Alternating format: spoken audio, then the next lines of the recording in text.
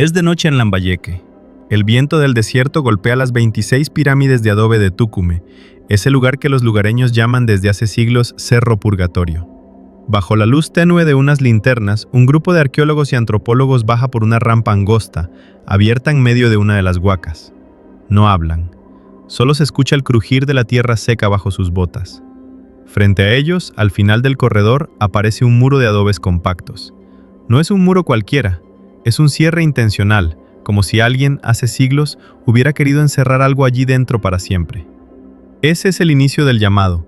Descubrimiento prohibido en Tucumé, la cámara sellada que aterrorizó a los antropólogos.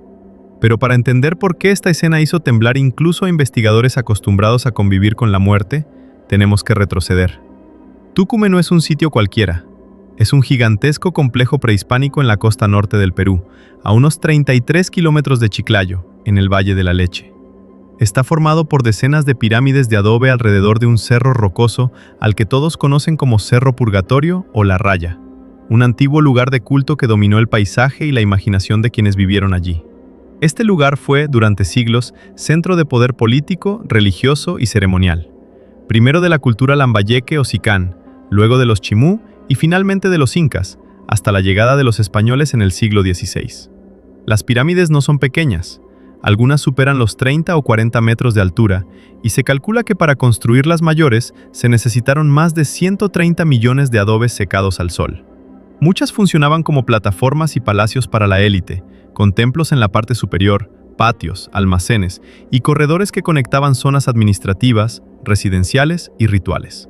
Entre todas destaca la Huaca Larga, una de las estructuras de adobe más extensas de América prehispánica. En ella, los arqueólogos encontraron el fardo funerario de un antiguo gobernante tucumano, probablemente un curaca de alto rango, enterrado con ofrendas y símbolos de poder. Muy cerca, el llamado Templo de la Piedra Sagrada, de forma en U, conserva evidencias de sacrificios humanos y animales, reforzando la idea de que Tucumé era algo más que un simple asentamiento. Era un escenario donde el poder se sostenía a través de la sangre y el miedo. Con los años, Tucumé no dejó de estar vivo en la mente de la gente. Hoy sigue siendo un sitio donde el pasado y lo espiritual se mezclan. El Museo de Sitio Tucumé, fundado en 1992 al pie del Cerro Purgatorio, guarda objetos de las culturas lambayeque, chimú e inca, y es dirigido actualmente por la arqueóloga Dulce María Bernarda Delgado Elías, figura clave en las investigaciones recientes del complejo. Pero Tucumé no solo pertenece a la ciencia, también es territorio de curanderos y rituales. El Cerro Purgatorio es considerado un eje simbólico en la cosmovisión campesina de la zona y un lugar de enorme carga energética para maestros curanderos que realizan ceremonias nocturnas, pagos a la tierra y mesadas con cactus San Pedro, mezclando tradición andina y elementos cristianos. En este escenario donde conviven arqueólogos, curanderos y leyendas de maldiciones antiguas, se desarrolla la historia que estás a punto de escuchar. En los últimos años, las excavaciones oficiales han revelado que Tucumé no solo es un bosque de pirámides, es también un inmenso cementerio de élite. En sectores como las huacas Las Abejas y los Gavilanes se han encontrado más de 60 entierros de adultos, jóvenes y niños asociados a la élite inca, muchos acompañados de cerámica fina y objetos de metal y piedra. Entre ellos destaca el fardo de un niño de apenas 2 o 3 años, enterrado con joyas y vasijas de altísima calidad, evidencia de su linaje privilegiado. Infobae. Cada uno de esos entierros estaba cuidadosamente preparado, como si la muerte fuera un protocolo tan riguroso como la vida en palacio. Pero había algo que no encajaba. En un sector específico del complejo, bajo capas de piso superpuestos y una banqueta de arcilla enlucida de amarillo, los arqueólogos detectaron algo más. Una estructura cerrada, sin acceso aparente, sellada con adobes y relleno. Para los investigadores era una oportunidad única.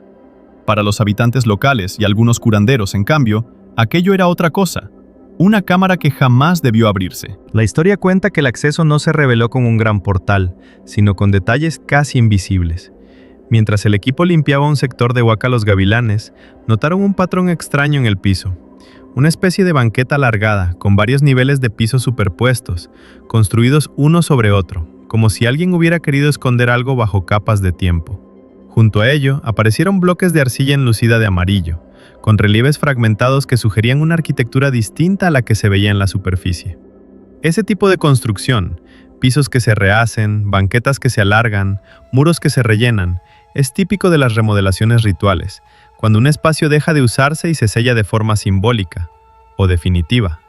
Los arqueólogos comenzaron a sospechar que, debajo de ese conjunto de pisos, podía ocultarse un recinto cerrado, un espacio intencionalmente clausurado hace siglos. La excavación se volvió más lenta, casi quirúrgica.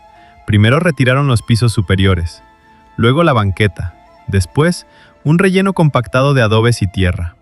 Cada capa que caía dejaba ver otra más antigua, hasta que los instrumentos comenzaron a chocar con algo diferente, una superficie dura, curva, que no era muro ni piso.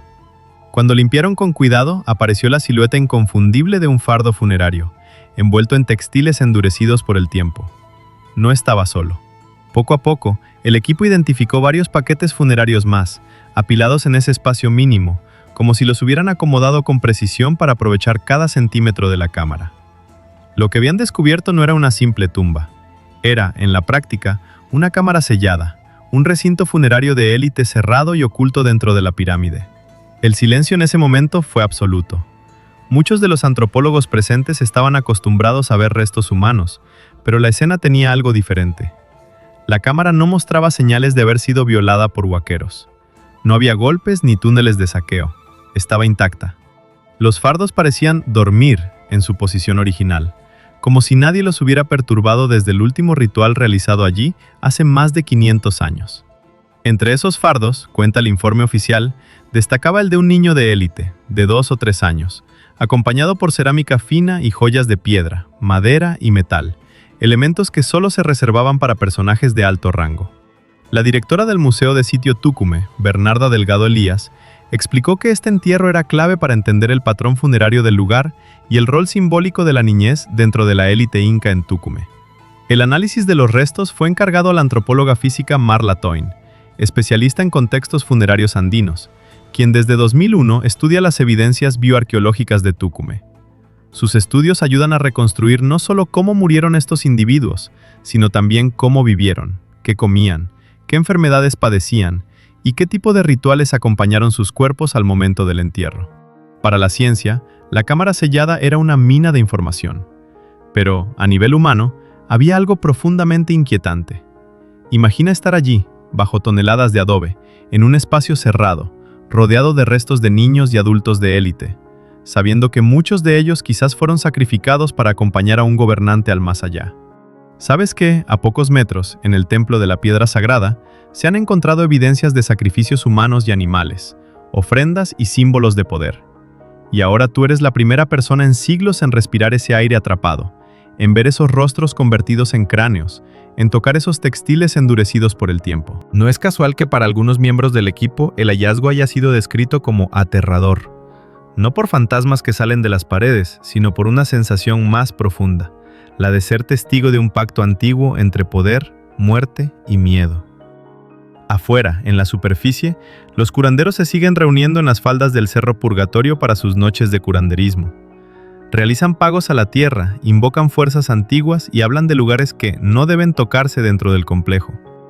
Para ellos, Tucumé no es solo historia, es un organismo vivo, cargado de fuerzas que pueden ayudar o castigar. Así nace la idea de un descubrimiento prohibido, una cámara sellada que desde la mirada de los científicos es un laboratorio perfecto para entender la élite inca en la costa norte, pero desde la mirada de los pobladores y curanderos es una herida que quizá jamás debió volver a abrirse. Al final, lo que verdaderamente aterroriza no es la cámara en sí, sino lo que nos revela, que el poder, en el mundo antiguo, exigía lealtad incluso después de la muerte, que la niñez podía estar asociada a linajes tan altos que ni siquiera la muerte rompía su rol en la estructura social. Y que, por más tecnología que use la arqueología, hay decisiones como sellar una cámara y ocultarla en el corazón de una pirámide que aún no logramos comprender del todo. Tucumé sigue ahí, bajo el sol del desierto, con sus 26 pirámides mirando al Cerro Purgatorio. La cámara sellada ya no está cerrada, pero muchas de sus respuestas siguen enterradas en silencio. Y tal vez, solo tal vez, eso es lo que la hace tan inquietante.